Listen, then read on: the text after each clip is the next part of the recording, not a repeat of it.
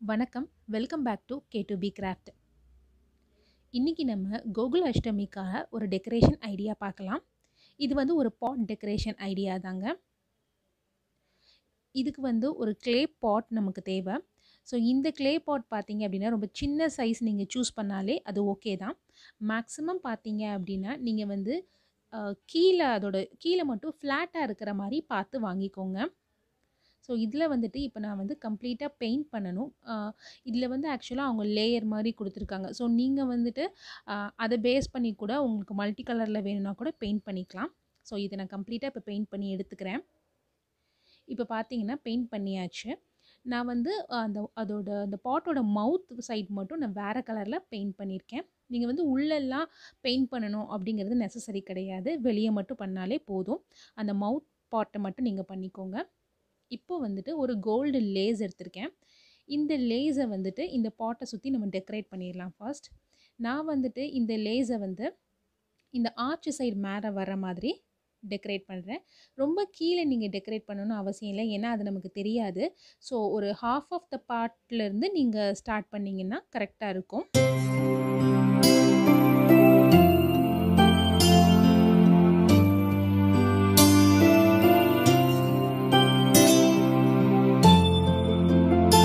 Next வந்து இதை எப்படிலாம் டெக்கரேட் பண்ணலாம், நம்ம வந்துட்டு குந்தன்ஸ், ஸ்டோன்ஸ் என்னெல்லாம் உங்ககிட்ட அவைலபிலிட்டி இருக்கோ அதை பொறுத்து கூட நீங்கள் இதை டெக்கரேட் பண்ணிக்கலாம்.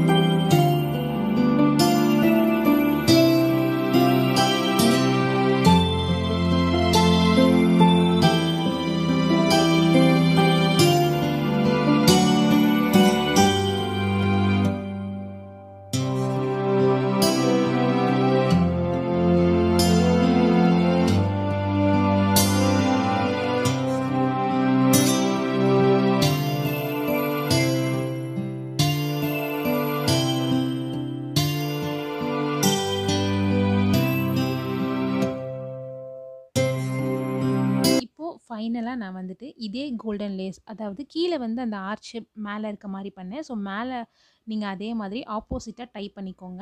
நீங்கள் இந்த இடத்துல வந்து சலங்க, ஜம்கீஸ் அந்த மாதிரி கூட நீங்கள் தொங்க விட்டுக்கலாம்.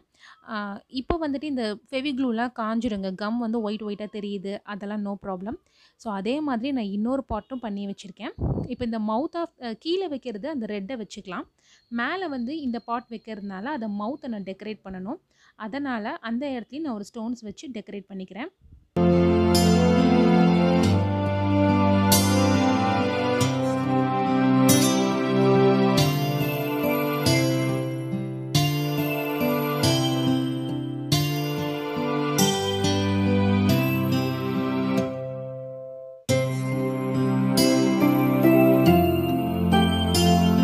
இப்போ வந்து கீழே ஒரு பாட்டை வச்சு அது மேலே நம்ம பெயிண்ட் பண்ண பாட்டை வச்சிடலாம்.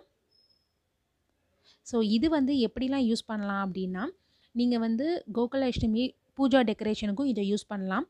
நம்ம குழந்தைங்களுக்கு கண்ணன் ராதை வேஷம் போடும்போது அதுக்கு அவங்க கையில் நம்ம வந்து பாட் கொடுப்போம், அந்த பாட்டுக்கும் இதை நம்ம யூஸ் பண்ணலாம். இன்னொன்று நீங்கள் பார்த்தீங்க அப்படின்னா, இன்னொரு பாட் நான் உங்களுக்கு காட்டுறேன். இந்த பாட் வந்து திருநெல்வேலியில் 8 எழுத்து பெருமாள் கோயில் அப்படின்னு ஒரு கோயில் இருக்குது. அந்த கோயிலில் இந்த மாதிரி ஒரு பாட் கொடுப்பாங்க. இந்த பாட்டில் காசு வந்து நம்ம போட்டு வச்சோம் அப்படின்னா அது நமக்கு நிறைய சேரும் அப்படிங்கிறது ஒரு ஐதீகம். அதே மாதிரி தான் நம்ம கிருஷ்ண ஜெயந்தி அன்னைக்கு நம்ம ஒரு பாட் வச்சு கும்பிட்டு அதுலேயும் நம்ம காசு போட்டுகிட்டே வந்தோம் அப்படின்னா அதுவும் சேரும்.